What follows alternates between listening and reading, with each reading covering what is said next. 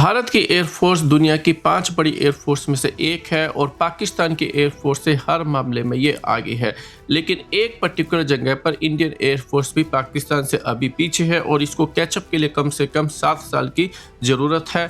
हम ऐसा क्यों बोल रहे हैं, इसको समझने के लिए इस वीडियो को आप लास्ट तक ज़रूर देखना और उससे पहले आपसे रिक्वेस्ट है कि आप हमारे चैनल को सब्सक्राइब कीजिए। और आप सभी जानते हैं कि भारत की एयरफोर्स जिस चीज़ के अंदर पाकिस्तान की एयरफोर्स से पीछे है वो है air to air missile. Pakistan पिछले 15 सालों से ज़्यादा अमेरिकन F-16 को ऑपरेट कर रहा है और उनके ऊपर जो मिसाइल है वो है AIM-120 जिसकी रेंज 120 किलोमीटर की बताई जाती है। और हाल ही के अंदर पाकिस्तान ने एक और डील अमेरिका के साथ साइन करी है जिसके तहत उनके F-16 के ऊपर 150 किलोमीटर दूर की जो है air to air missile integrate की जाएगी। यही नहीं, पाकिस्तान की जो J-10 है और शायद JF-17 जो कि लेटेस्ट वर्जन ब्लॉक 3 है उनके ऊपर चाइनीज PL-15 मिसाइल को जो है ऑपरेट किया जा रहा है जिसकी रेंज जो है 150 किलोमीटर से भी ज़्यादा बताई जा रही है।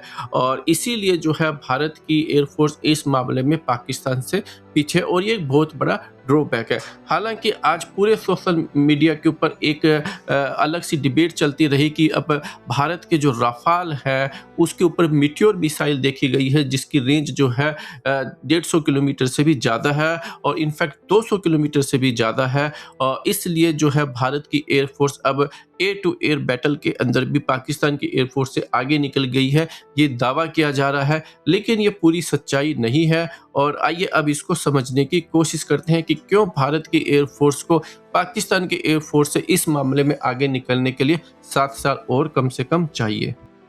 आइए सबसे पहले मीटियोर और राफाल फाइटर जेट की बात करते हैं। देखिए, भारत ने केवल 36 ही राफाल परचेज किए थे और 36 में से भी 4 जो है वो ट्रेनर जेट है और 32 में से भी कुछ फाइटर जेट जो है वो मेंटेनेंस में होते हैं। इसलिए भारत के पास में लगभग 25 से ज़्यादा फाइटर जेट किसी भी टाइम पर अवेलेबल नहीं होते हैं।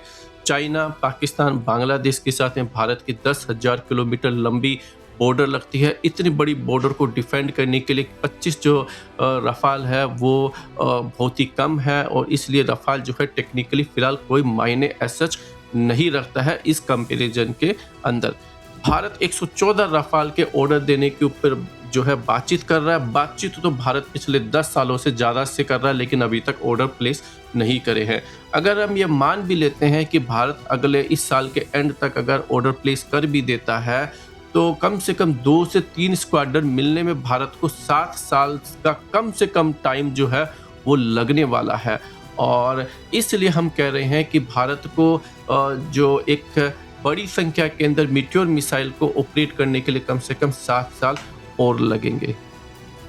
अब काफ़ी सारे लोग ये कह रहे हैं कि भारत की अस्त्रा MK2 जो है वो भी काफ़ी एडवांस स्टेज के ऊपर है और उसकी जो रेंज है वो 150 किलोमीटर से भी ज़्यादा बताई जा रही है। देखिए, अभी भी ये मिसाइल एक टेस्टिंग फेज के अंदर है। इसका फिर एक काफ़ी सारे उसके टेस्ट होने हैं, फिर उसका सर्टिफिकेशन होगा, फिर उसको अलग अलग फाइटर जेट के ऊपर इंटीग्रेट किया जाएगा और फिर उसकी टेस्टिंग होगी और एक बड़ी संख्या के अंदर जो है इस मिसाइल का फिर प्रोडक्शन करना पड़ेगा। इस सब के लिए कम से कम और जो है 5 से 7 साल लगने वाले हैं और इसीलिए हम कह रहे हैं कि भारत को पाकिस्तान से आगे निकलने के लिए कम से कम जो है और 7 सालों की ज़रूरत है, क्योंकि आपको केवल 5 या 7 एयरक्राफ्ट पे इंटीग्रेट नहीं करना है, आपको कम से कम 100 से ज़्यादा फाइटर जेट चाहिए जिनके ऊपर ऐसी मिसाइलें जो है वो इंटीग्रेट हो। तब आप जाकर कह सकते हैं कि हम पाकिस्तान की एयरफोर्स से इस मामले में आगे निकल गए हैं और तब तक जो है पाकिस्तान की एयरफोर्स का भारत की एयरफोर्स पर एक एज बना रहेगा।